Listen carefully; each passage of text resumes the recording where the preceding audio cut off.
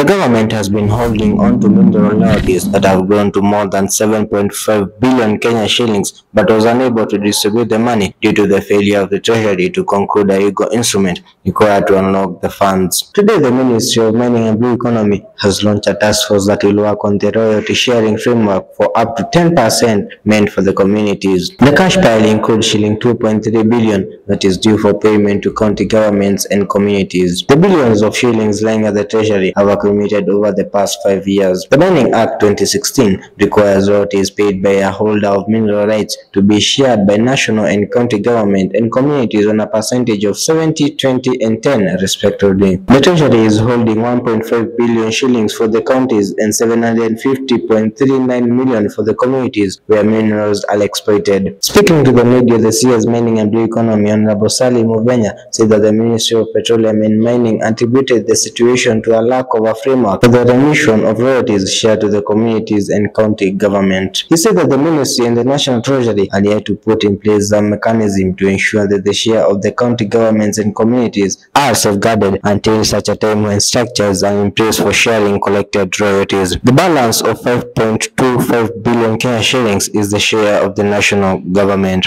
So over the time we have been looking for an effective framework that is going to manage this. There's clarity on what goes to the national government, which is 70%, but there has not been clarity on the 20% and 10%. So this multi-agency team was formed last year, and one of the results that have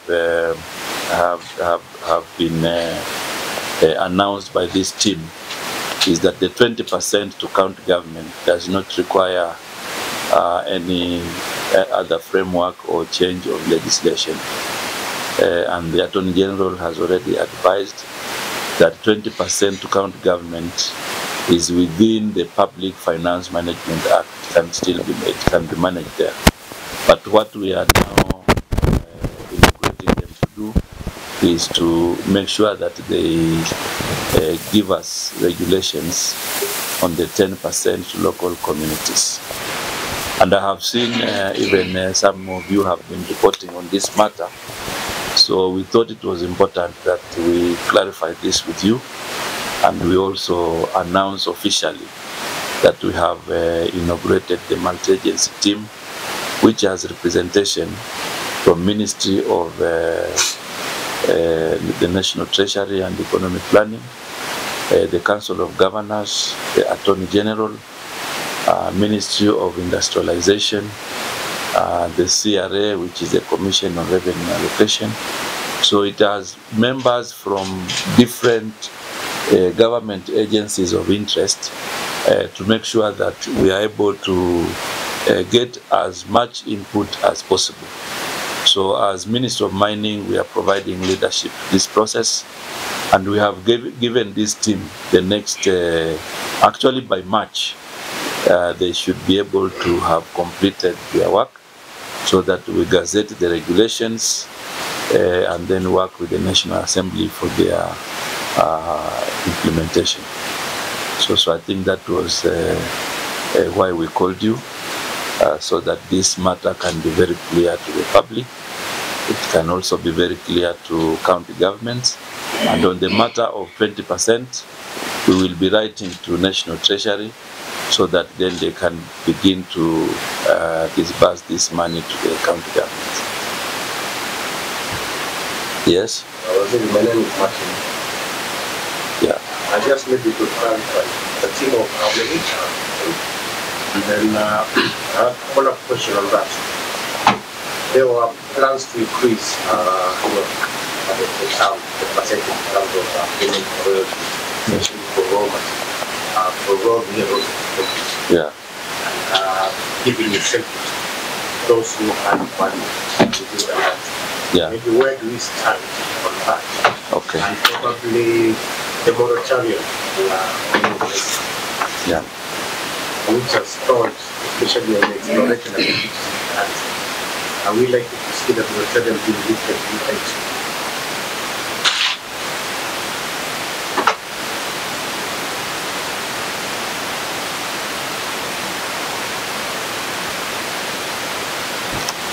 Okay, I think first of all on the matter about mineral processing and value addition and export of raw materials, we have already done a cabinet paper which should be in discussion very soon, because what we want to see is that all the minerals, raw materials, the processing and value addition should be made in Kenya.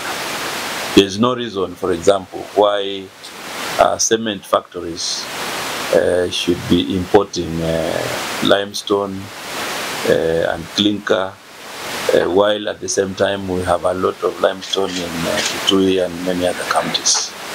So what we are doing in that regard is that we are coming up with a policy and a bill to make sure that mineral value addition and processing is done in this country, and especially to minerals that are in abundance.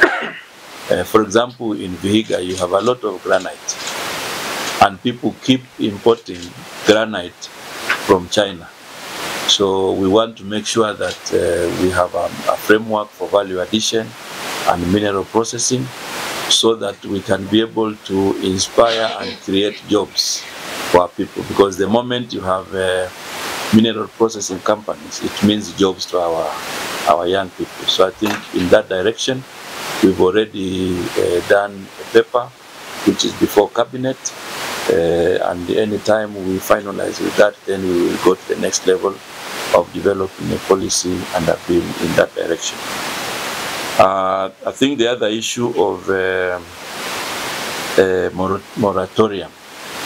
The moratorium is still in force. It has not been lifted because, as you realize, we have quite a number of issues to deal with before we lift the moratorium. The first thing is we have to organize our geophysical data, and I'm happy to announce that that process has already reached a very advanced stage.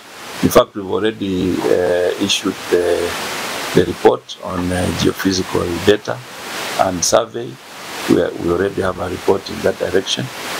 And now we are working on our online cadastre, so that online applications or applications for licenses can be done online.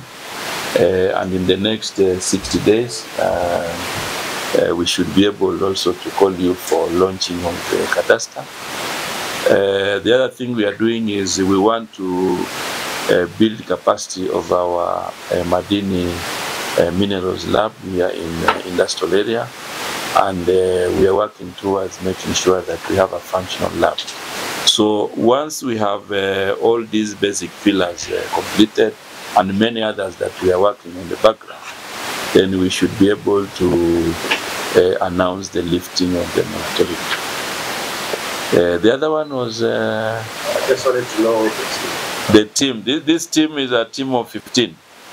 A team of 15 people from different agencies of government, but we have also allowed them to co-opt. The areas where they will require technical advice from agencies like National Land Commission, we have given the chairman the room to co-opt members depending on the task at hand, so that they can get the best advice as they continue to undertake this particular duty. And they'll be briefing the peers periodically so that they can be guided on a number of decisions before they become a surprise on the last day. Reporting for the Voice KA, my name is Collins Wangoi.